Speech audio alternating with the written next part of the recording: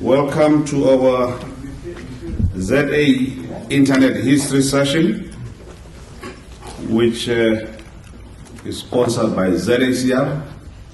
My name is Lucky Maslela. I'll be the chair of this session. It's going to be a panel session. The panelists will soon be coming up to talk to us about the history of Internet in South Africa.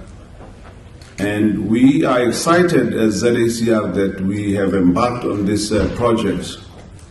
And the beauty about it is that when we listen to South Africa talking about 20 years of democracy and everybody being happy about democracy and some of the milestones that were worth celebrating, we reflected and said, how can we add to this celebration?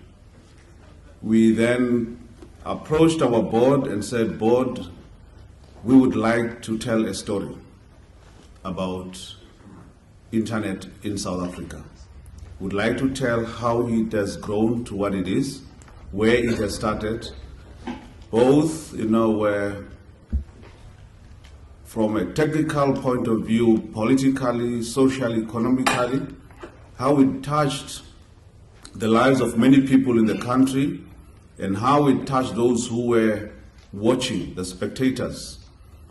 And in writing this history, we acknowledge that there is going to be people who will be talking from a point of participating in the events. There are people who made that history, who made it possible. Then there are those who were bystanders, who were watching events happen. Nonetheless, at the end, everybody needs to enjoy this journey that we have traveled. As we do this, we also went through an exercise and we said, what are the numbers telling us? What are these numbers behind the history? So this is what I'm going to share with you very quickly. Just to talk to these numbers. Today, as ZACR, we are very happy that we have now achieved 1 million names in the co.za namespace. And 1 million is not an easy number for us.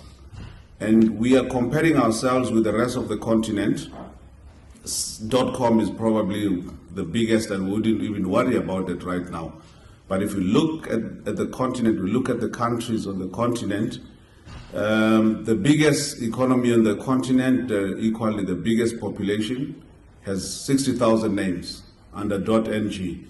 And then for me, this is a benchmark that I always use.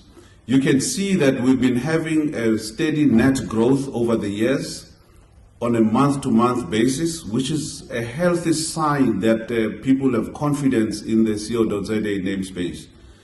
And then obviously that has translated into the million names that we have today. Age analysis, this is a demonstration or a depiction of the renewals on an ongoing basis. And more interesting is if you look at the 0 or 1 renewals, those 0 renewals, they form 23.7% of our domain names currently.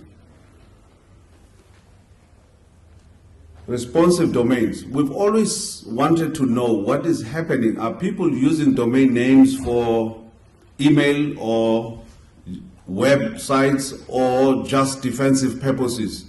And here we have now been able to identify that at least 72% of the 1 million names that we have are used for websites. They do talk to websites. They are responsive.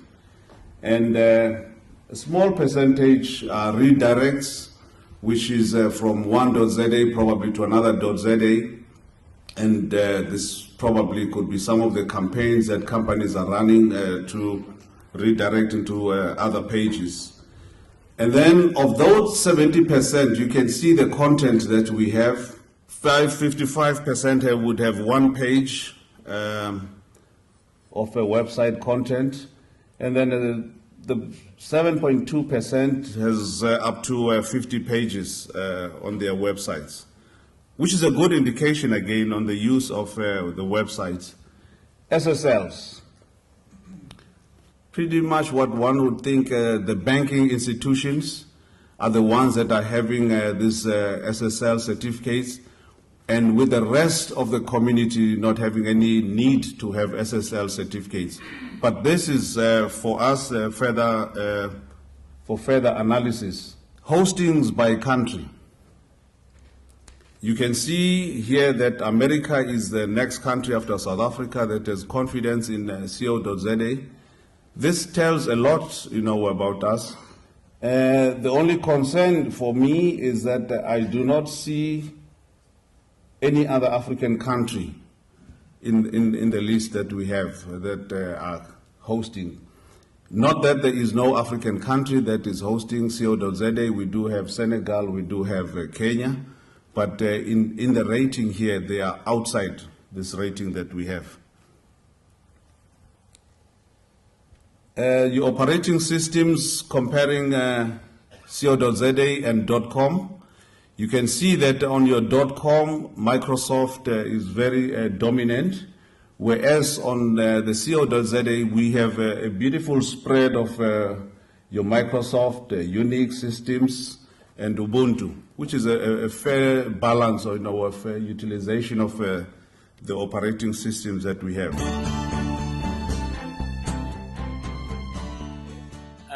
We need to understand where this all came from, because I don't know about you, but I am extremely certain that when the likes of Mike and Jaco and others were looking at solving the problem of connecting a couple of academic institutions together, they weren't actually dreaming of the multi-gigabit, multimedia, global access to each other for sharing of information that we see a mere 20-odd years later.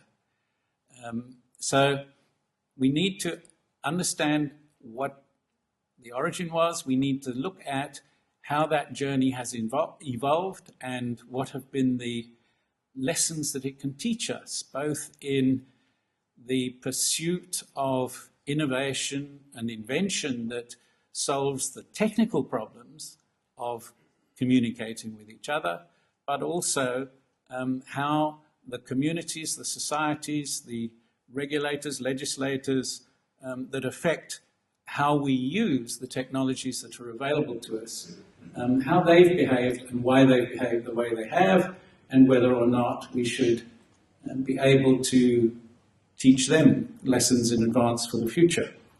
And that's why when we talk just now with the panelists, I'd like us to think in terms of where are we going with this thing called the internet, and how are we going to persuade the youngsters that are coming to make good use of it. I put up this, calling them the bearded wonders, because Alexander Graham Bell is credited with joining the two pieces of wire together, and Dr. Vint Cerf is one of those recognized as being father of the internet. And is there a commonality between the white beards, I wonder? So the internet is about the data. It's about turning collections of bits into something that we can use. In the old days, we had to write it all down and store it in libraries. Now this is what a library looks like today. Slight difference, only in the perspective. It's about moving from the books that were the Encyclopedia Britannica and its fellows into whether you regard Wikipedia as a viable source or not. Depends on how academic you are, I guess. But it's about using the network to be the repository. But it's also about the audience.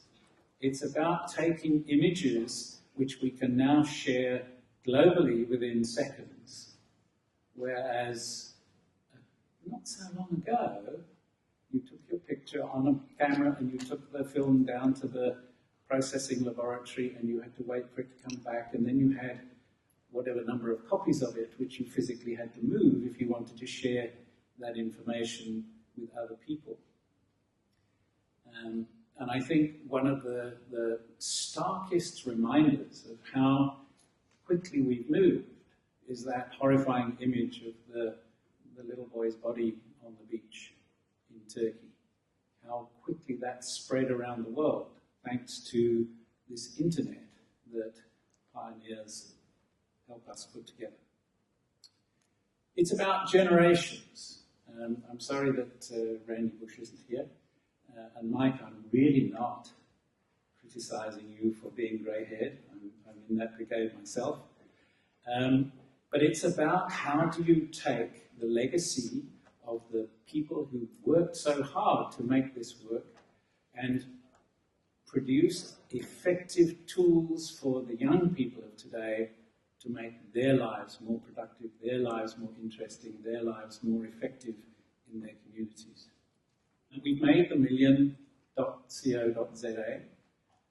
I read, I don't know if you subscribe to the Daily Maverick, there was a piece out yesterday or this morning that noted something about 3.6 million hosted services in South Africa. Why have I put 1 billion at the bottom? Well, because not so far from now, we will expect to have 1 billion people in Africa connected. It's not so far away. The rate we've been doing it so far, we were discussing yesterday when we would meet 2 million.co.za through ZACR, and would it be, what did we get it down to, 18 months, Lucky? That's your target, okay? But I think the billion people connected in Africa is in the short to medium term rather than the long distance foreseeable future. So when we're putting the history together, we need to find all of the ingredients that make an interesting, exciting history. We don't want this just to be an academic record that gathers figurative dust in the ether somewhere. We want it to be interesting. We want it to be searchable. We want it to have those sort of live inserts that people express their thoughts, opinions, and recollections. And it will involve as many of the organizations that were and are involved. It will involve as many of the people who were and are involved. And it will involve us trying to collect the actual physical evidence from wherever it is so that we can digitize it and make sure that it is sustainably available to future generations.